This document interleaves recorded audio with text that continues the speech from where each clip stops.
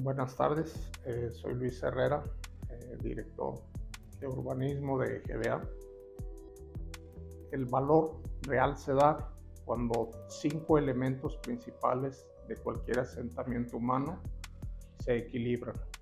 Son la naturaleza, el hombre, la sociedad, el albergue y las redes de infraestructura.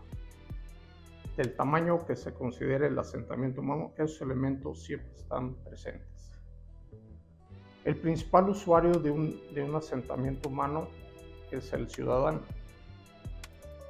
Actualmente en la Tierra, aproximadamente el 56% de la población mundial vive en zonas urbanas.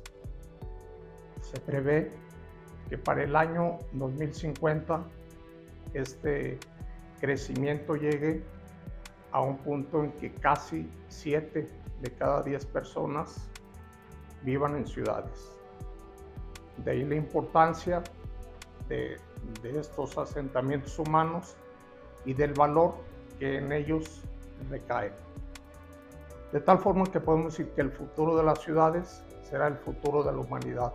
Por lo tanto, podemos decir que ese valor se da cuando logramos las condiciones para que los ciudadanos tengan esa igualdad en derechos como la libre circulación,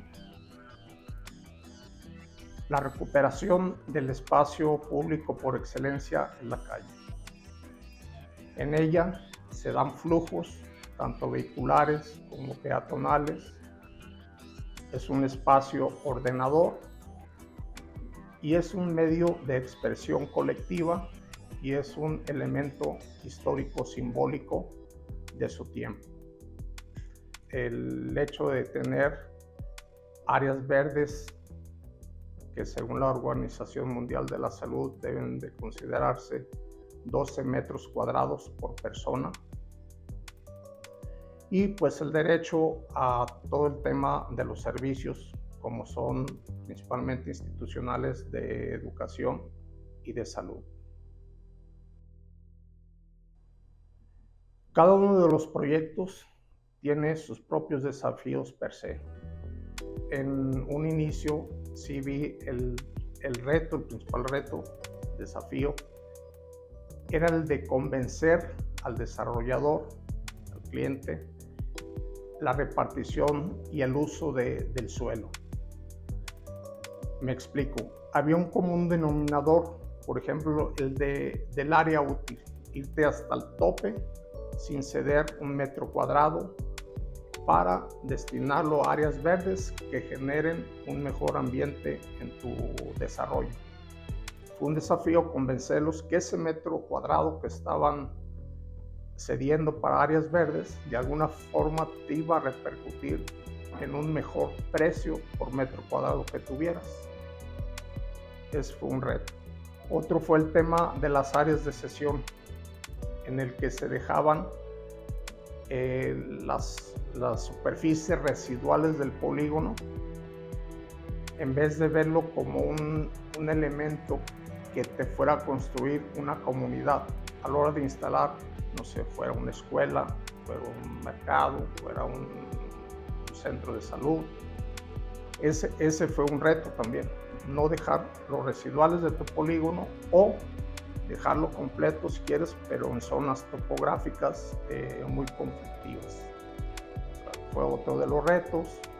Uno más fue el tema de las circulaciones, en el que las calles se dejaban siempre el mínimo permisible, tanto vehicular como peatonal, y en vez de tener una estructura vial que te diera una jerarquía en tu desarrollo, que facilitara la conectividad y esos flujos tanto vehiculares como peatonales, tener esa jerarquía desde una vialidad de acceso controlado, una vialidad primaria, una vialidad colectora, subcolectora, local, peatonal, ciclovías, en fin, ese tipo de estructuras. Fue otro reto que se dieran, se marcara una jerarquía vial clara.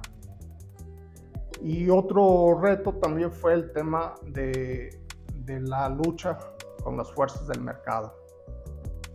A veces solicitaba construir densidades arriba de las permitidas cuando únicamente tenías, digamos, la factibilidad de agua para un determinado número de viviendas. El mercado te pedía que pudieras tener más, pues irte para arriba. Ese era otro tipo de desafíos. Cada uno de los proyectos que tuvimos en las diferentes ciudades es un momento memorable que tengo, el de haber contribuido a ser parte de esa ciudad. Y dijera Jordi Borja, de hacer ciudad, no únicamente construirla. Tuvimos muchos tipos de proyectos turísticos, habitacionales, de golf, con marina, de planeación territorial, y el hecho de la aportación que se dio a cada una de ellas con sus diferentes desafíos. Creo que eso fue un momento memorable que me quedó. El entender que la ciudad no únicamente es donde derivan palabras urbanismo, urbano, todo, se refiere básicamente a lo físico, tanto edificaciones como las personas, sino entender que la ciudad también es civitas, o sea, es un lugar del civismo o un espacio de los quehaceres públicos, y también es polis, es un lugar del ejercicio del poder. En resumidas cuentas, las ciudades no son más que una sobreposición del poder, todas. Y pues bueno, creo que eso es el tiempo memorable que tengo de cada uno de los proyectos, el haber logrado no únicamente un crecimiento urbano, sino un desarrollo urbano. Son dos cosas diferentes. Una se refiere únicamente al crecimiento físico, sino a un desarrollo urbano en el que lleva implícito calidad de vida, competitividad y sobre todo crecimiento económico. La competitividad se da en realidad en las ciudades, no se da en los países. Las ciudades son las que generan esa competitividad.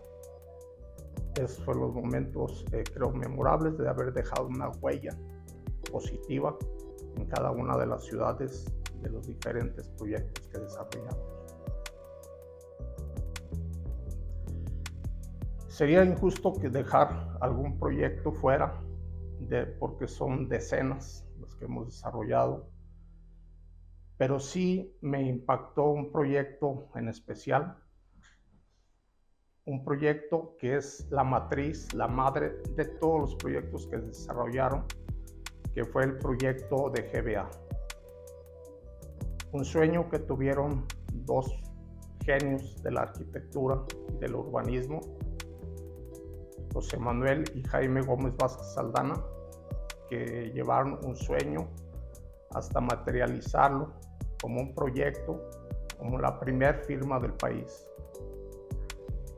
Este proyecto, además, debo estar agradecido de formar parte de él, el de haber aprendido una nueva escuela de desarrollar el urbanismo y el de haber transferido todo ese conocimiento a nuevas generaciones y que perdure esa escuela que generaron los arquitectos de este proyecto.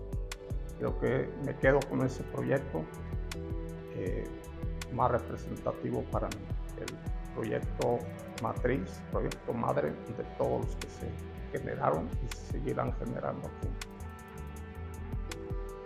Lograr el balance entre la rentabilidad y el diseño.